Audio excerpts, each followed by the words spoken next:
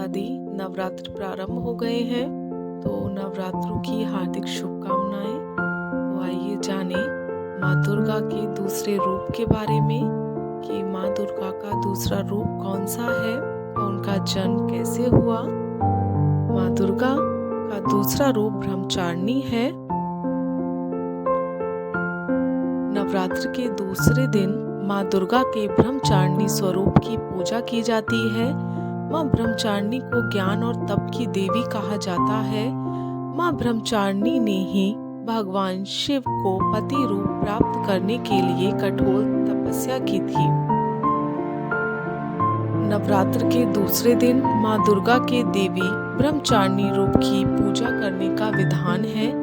माँ ब्रह्मचारिणी के दाएं हाथ में माला और बाएं हाथ में कमंडल है। शास्त्रों में बताया गया है कि माँ दुर्गा ने पार्वती के रूप में पर्वतराज के यहाँ पुत्री बनकर जन्म लिया और महर्षि नारद के कहने पर अपने जीवन में भगवान महादेव को प्राप्त करने के लिए कठोर तपस्या की थी।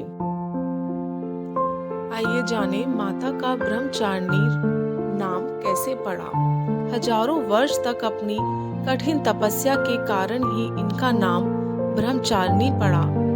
उन्हें त्याग और तपस्या की देवी माना जाता है। अपनी इस तपस्या की अवधि में इन्होंने कई वर्षों तक निराहार रहकर और अत्यंत कठिन तप से महादेव को प्रसन्न कर लिया।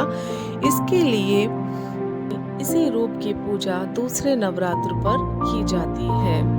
देवी ब्रह्मचारिणी भगवती दुर्गा की नव शक्तियों में इनका दूसरा रूप माना जाता है। शास्त्रों में ऐसा उल्लेख आया है कि माता ब्रह्मचारिणी जन्म में राजा हिमालय के घर मैना के गर्भ में उत्पन्न हुई।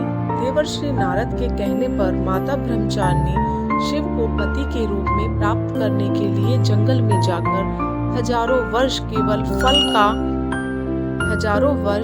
केवल फल खाकर कठिन तपस्या की। पुनः शिव को विशेष प्रसन्न करने के लिए ब्रह्मचारिणी ने 3000 वर्ष तक वृक्षों के गिरे सूखे पत्तों को खाकर कठिन तपस्या की।